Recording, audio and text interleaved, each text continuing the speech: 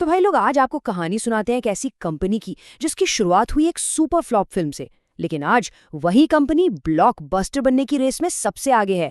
जी हाँ, ये कहानी है डिस्कॉर्ड की। अरे बिल्कुल सही पकड़े हैं। इसका पिक्चर तो अभी आना है। तो चलो यार इस फिल्म की रील को एकदम स्टार्टिंग से घुमाते हैं। Lights, camera, action. हर फिल्मी कहानी की तरह इस कहानी के भी अपने दो हीरो हैं। एक था विजनरी प्रोड्यूसर और दूसरा था एक्शन पैक्ड मास्टर टेकी। इनकी एंट्री से शुरू होता है फिल्म का एक्ट 1, उदय। तो भाई एंट्री होती है अपने पहले हीरो की, जेसन सिट्रिन। ये है फिल्म का प्रोड्यूसर, दिमाग में सिर्फ धंधा। इसने पहले ही ओपन फेंट नाम की कंपनी को $104 मिलियन में बेचकर मार्केट में अपनी धाक जमा रखी थी। और दूसरा हीरो है स्टैनिस्लाव विश्नेव्स्की, अपना हार्डकोर गेमर और टेक गुरु। ये वो बंदा है जो गेमर्स की रग रग से वाकिफ था। उसको पता था कि असली गेमर को क्या मांगता है। एकदम जय वीरू जैसी जोड़ी, विजन और एक्शन का परफेक्ट कॉम्बो। अब हुआ ये कि 2011 में जेसन ने $104 मिलियन से अपनी जेब गरम की। फिर क्या था, 2012 में एक नया स्टूडियो खोल डाला, हैमर एंड चिजल। सपना था एक ब्लॉकबस्टर गेम बनाने का, और 2014 में रिलीज हुई इनकी पहली फिल्म, गेम, फेट्स फॉरएवर। लेकिन भाई किस्मत ने साथ नहीं दिया और 2015 तक तो पिक्चर डिब्बा बंद हो गई। पर सीन में ट्विस्ट ये था कि क्रिटिक्स ने तो फेट्स फॉरएवर की बहुत तारीफ की।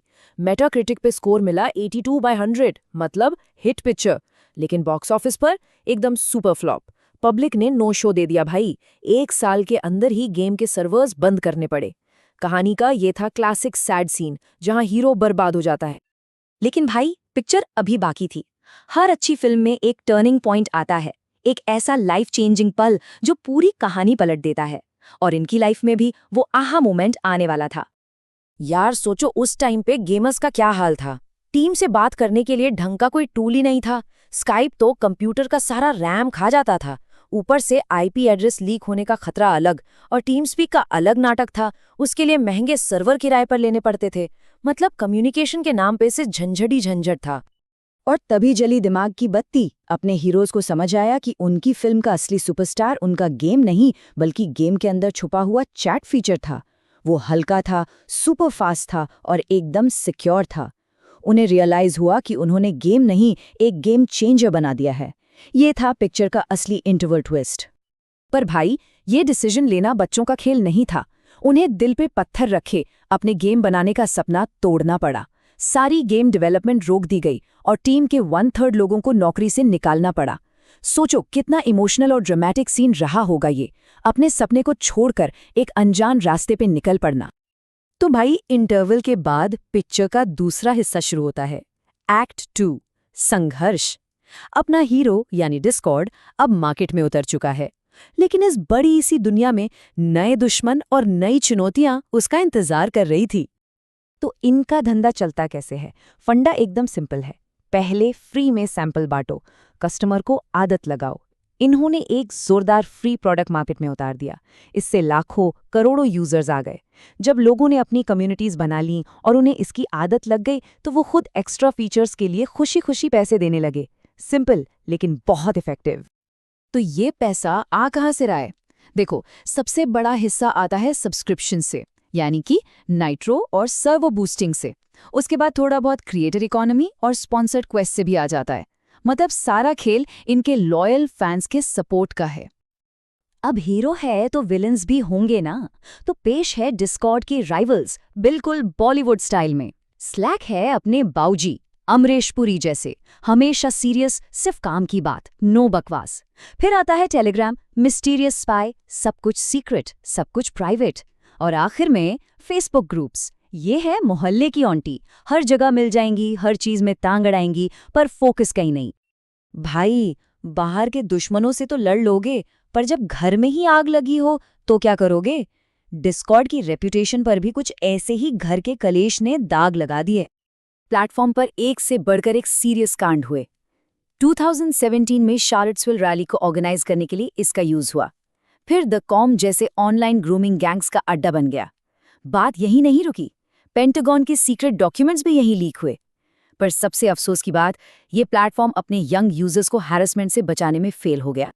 मामला इतना बढ़ गया कि यूएस सेनेटर मार्क वॉर्नर ने सीधे सीधे कंपनी को इसकी नाकामी के लिए जिम्मेदार ठहराया।